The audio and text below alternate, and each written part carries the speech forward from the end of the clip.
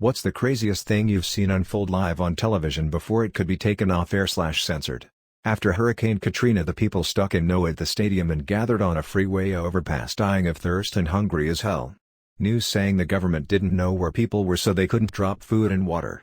Was surreal because the news crews literally had the people on TV with captions of their locations, but nope, both local and federal government couldn't figure it out.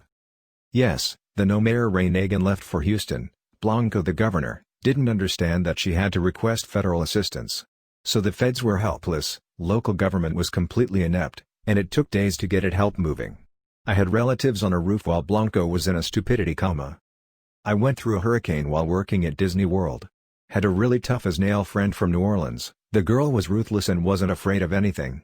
But when the hurricane was first announced, she bought a ticket home with tears in her eyes and just pure fear.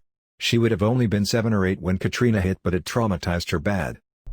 Probably the reporter in a canoe covering how bad the floods were, and then 2 dudes walk through the puddle she's floating in.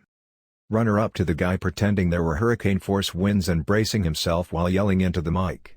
Same thing happened, some dudes just kind of walked by in the background.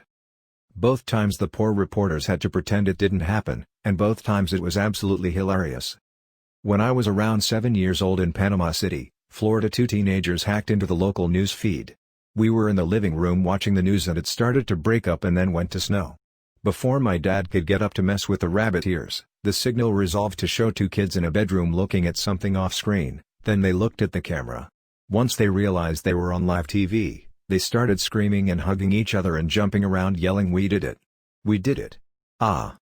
After a few seconds the signal resolved and went back to the newscaster, who apologized for the disruption. Then they just went back to reporting the news like nothing happened. This is so stupid, but I was a youngin' when it happened.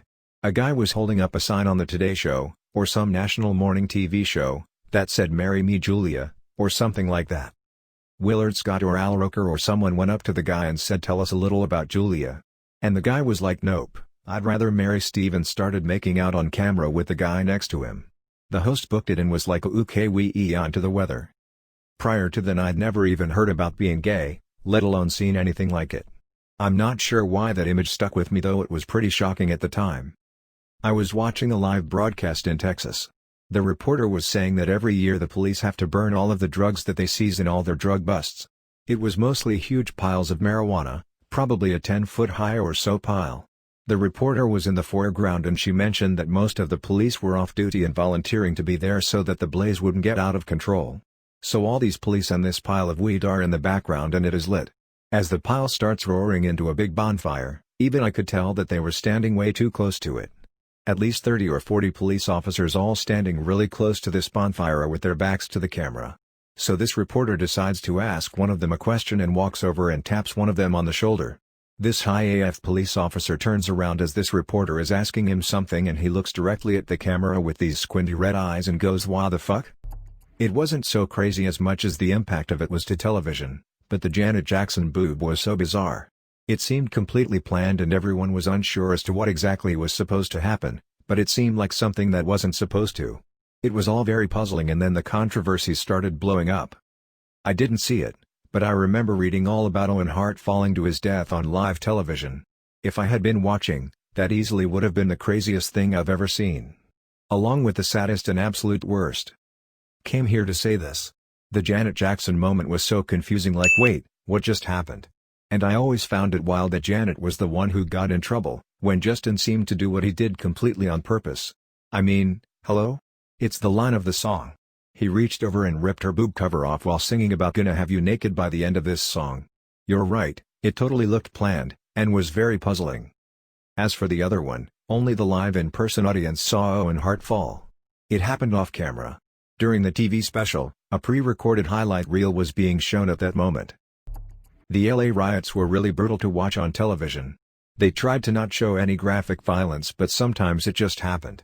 You saw a lot of footage of people looting and running up and down streets throwing things and hitting people, but nothing really bad until those men caught Reginald Denny stranded in his truck at an intersection.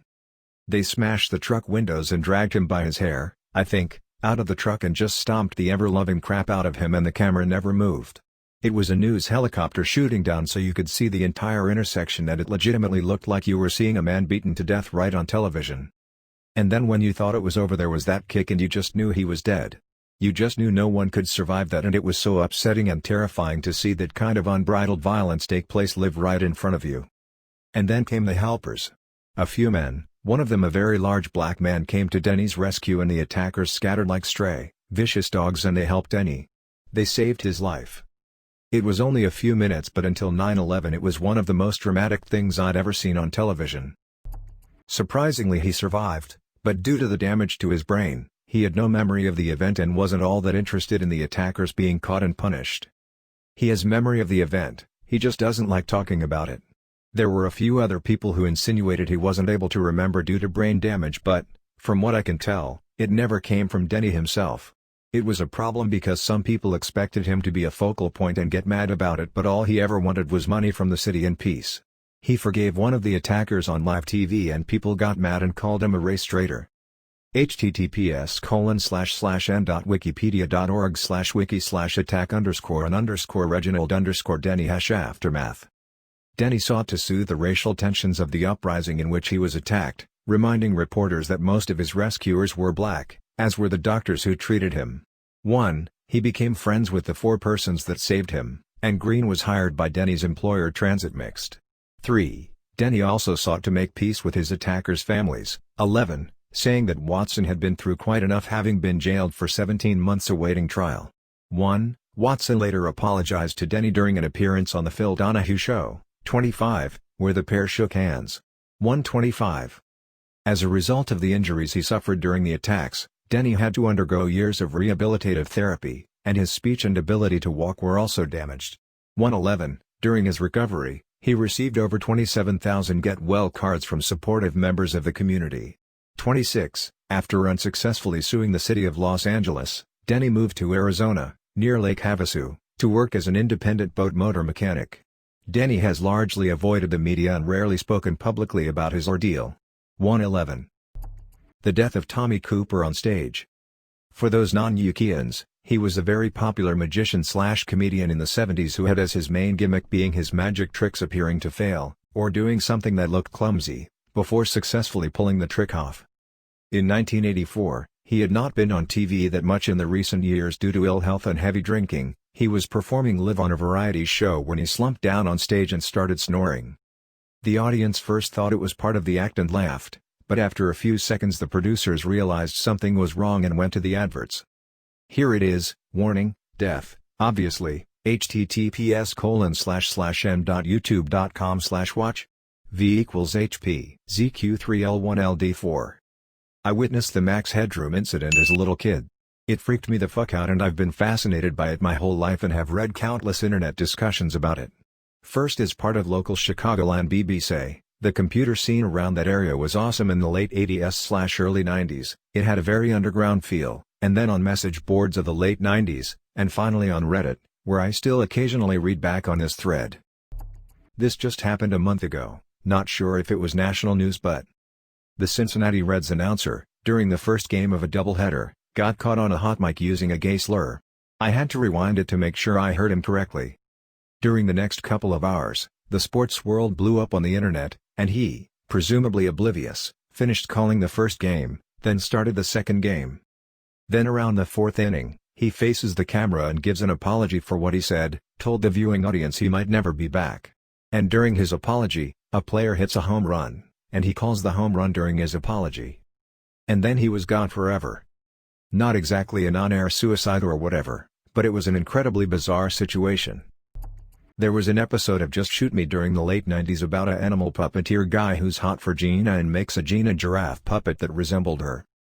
During the end credits the mayor puppet reads a statement, "I recently engaged in an affair with Gina Giraffe that was improper, in fact it was wrong, and I deeply regret it. I hope we can all put this behind us and get on with the business of running Magic Town." It took me a minute, but finally realized they were spoofing Clinton's confession about Monica Lewinsky. Also watched the repeat a few months later waiting for it, but it was suspiciously removed.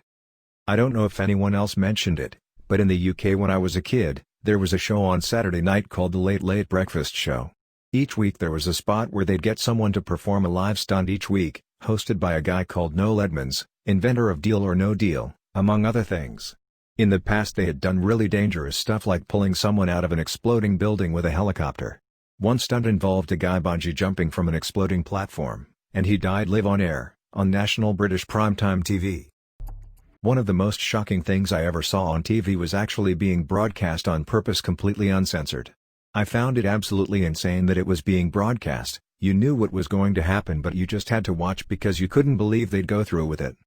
This was shown live on the news on Portuguese TV in August 2001. I somewhat assume that it may have been simultaneously shown live on Brazilian TV.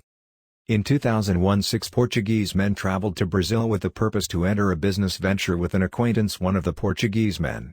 Shortly after arrival in Fortaleza, the men disappeared. After a few days of no contact, foul play was suspected, so the authorities looked into it. Various theories arose, but gradually they focused on one possibility. They just needed to confirm it, and the confirmation would be played out live on TV.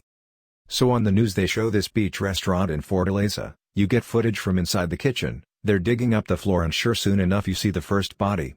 All 6 men were lured to the beach restaurant after arrival for a welcome party of kinds. They were robbed. I think they were forced to give the PIN codes for their bank cards and then murdered. They were all buried in a big hole that had been dug previously in the kitchen and then covered with cement. Some or all of them were buried alive. Everyone knew it was going to be shown. Everyone hoped it wasn't true. You just couldn't believe it, but the absolute lunatics thought it was fine to broadcast it live. This was also how the families found out what happened. Considering this was shortly before 9/11 and around the same time a big report on child trafficking and porn was also shown on one of the news channel, including very explicit scenes with a very small child, explicit enough that I still feel sick when I think about it. 2001 was one heck of an absolute shit show on Portuguese news. Thankfully, I think those kind of things can no longer be broadcast. I really hope it was all just somehow a bad dream that I had, but it doesn't seem likely. http://news.bbc.co.uk/2/hi/americas/1511029.stm. I watched the infamous Beyoncé had the best music video of all time. Kanye moment live. I wasn't totally paying attention to the show, like I watched Taylor Swift's name read out and went back to looking down at my laptop, but I do remember glancing up from my laptop and seeing Kanye West walking up to the mic and thinking, okay. Is he like on the album too? When he started "Yo Taylor, I'm really happy for you," I was like, what is he doing?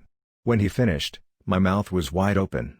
I couldn't believe it. I was never a Taylor Swift fan, but my God, did I really feel for her in that moment, and was so angry at him on her behalf. I kept watching to see if they would acknowledge it or throw him out, but they didn't.